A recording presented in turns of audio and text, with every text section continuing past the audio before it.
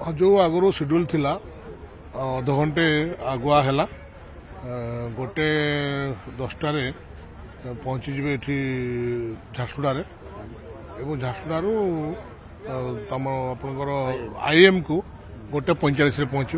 और सेठी कार्यक्रम 45 मिनट अच्छी से 45 मिनट बाहरी से हेलिकप्टर रे आसी पहुँचे रेमेड पड़िया 3:15 एवं एठी 45 मिनट टाइम अच्छे बाकी है कथा के समय रही पारे तेणु एठू गलापर झारसुगुड़ा एठू प्रत्यावर्तन करेंगे। निश्चित बोधे पूर्वर बोधे जहाँ जना पड़ी एठू अन्य गोटे राज्य को जीवार बोधे कार्यक्रम होती तेणुक बोधे अध घंटा ये कले कि से अध घंटा आमर कार्यक्रम जो आम कारण बहु आगु आम लोक प्रस्तुति कराई आसवाई तेणु से आमर किसी असुविधा होना।